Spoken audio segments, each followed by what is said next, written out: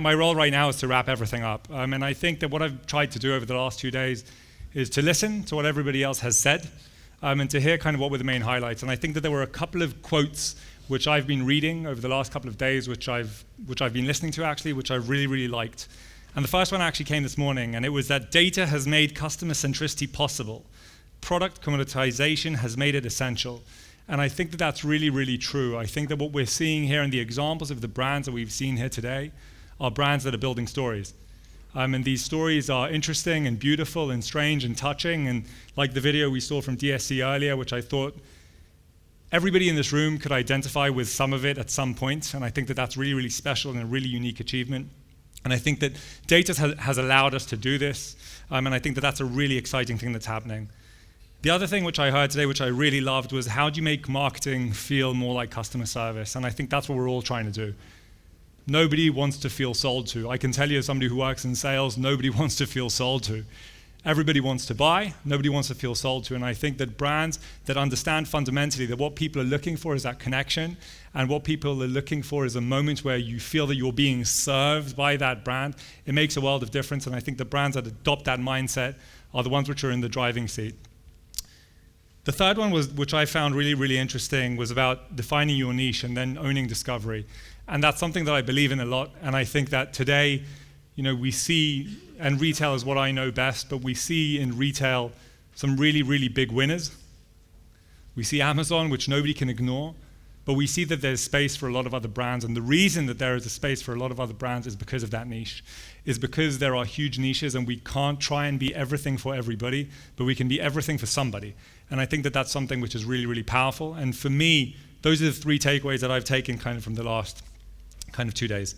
So a couple of quick things. We've talked about, some great strategies for effective CRM. We've talked about the ever-changing face of the consumer. Jackson just gave us some really interesting insight into what the different consumers look like. I personally love Modern Family, and I love Claire, so that was great for me.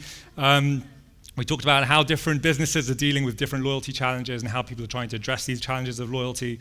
We've talked about how retailers can compete in an Amazon-dominated world. And I think most importantly, what we're here to tell everybody is that we believe that the marketer's role today is more essential than ever. And we believe that innately intelligent marketing is ultimately what's going to win the day. Which really left me with kind of a simple ask, which is where do things stand today? And of course I went to numbers and statistics, but I didn't quote them, so you're going to have to believe me that it's real and that I didn't make it up on the flight here. So 62% of online shoppers say that they are loyal, but 59% would try a competitor for a better experience. I think that's kind of interesting. 55% would be willing to switch to a brand that gets them more, and if there's anything more fuzzy than gets them, I don't know what it is. But I think that that's what everybody is looking for. That's what the consumer today is looking for. They are looking for brands which do not just sell them a product, they are looking for brands which understand them and which communicate with them on kind of the same wavelength, let's call it. 89% of customers will not give a brand a second chance after a bad experience. And I think that we all know this, especially those of us which live in the US, that the competition is so fierce right now for every dollar in your pocket.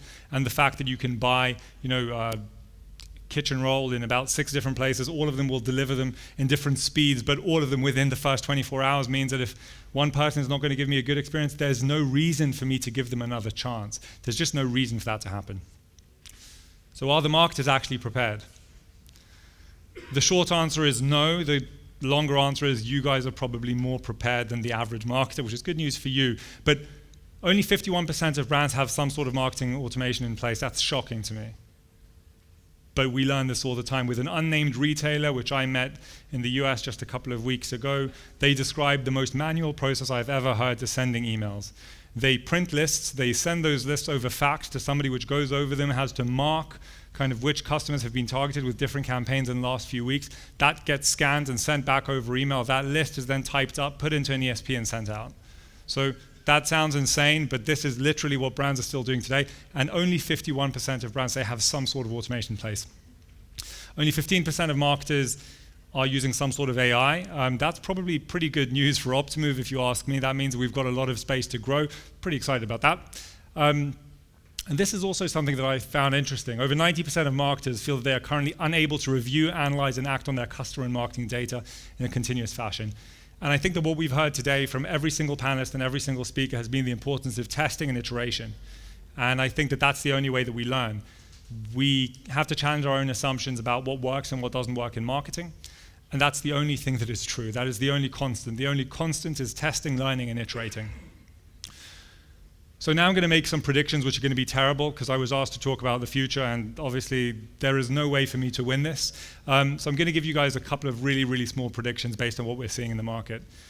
The importance of the CDP as a central nervous system of the marketing team will drive more independent, mobile, and agile marketing teams and marketers. This one I'm willing to take to the bank. The CDP is not a passing fad. The CDP is changing fundamentally the way that marketing is built. It is creating marketers which are more independent and quicker and more able to do what before took many, many, many more people. The fact that we see marketers today being able to go from ideation to execution in record time means that they can spend more time thinking about how to tailor the experience, means that they can connect with the Joneses more properly. And I think that the only way for that to be done is to have a true CDP in place, meaning really have access to all of your customer data. Be able to utilize that data in a really, really efficient way across any channel. And we shouldn't care kind of what that channel really is. So I don't know if many of you are familiar with SendGrid. SendGrid is an email service provider which recently got acquired by Twilio last week for a lot of money. I think it's $4 point something billion, so that's a lot of money. And I think we're going to see a lot of vendor consolidation. I think that there was a lot of money in the marketing technology space over the last couple of years, and we're going to see vendor consolidation.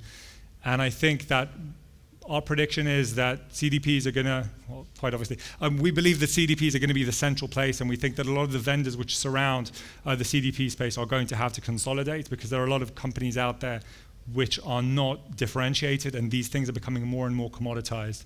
Today, a lot of these channels are becoming commoditized, and there is no reason to pay premium for a commoditized service. The second thing is the talent will continue to improve. Even in the short amount of time that I have been involved in the world of marketing technology, it's unbelievable to see the quality of people that are dealing with marketing today. And it's really, to me, the most amazing combination of left brain and right brain, which I'm not really sure what other kind of roles inside a company can offer today. So I think that that's pretty special. We believe that the emphasis is going to move away from rule-based automation.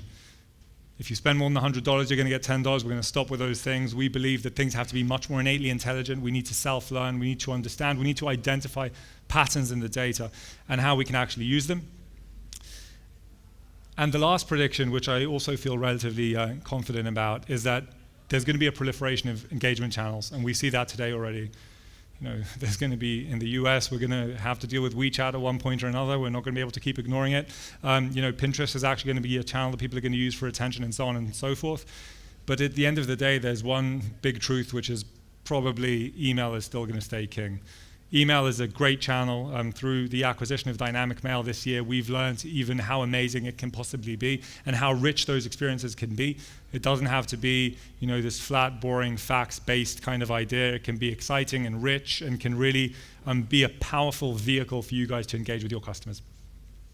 So before I thank our sponsors, I want to thank our marketing team led by the ever-fearless Amit Bivas, who I think has done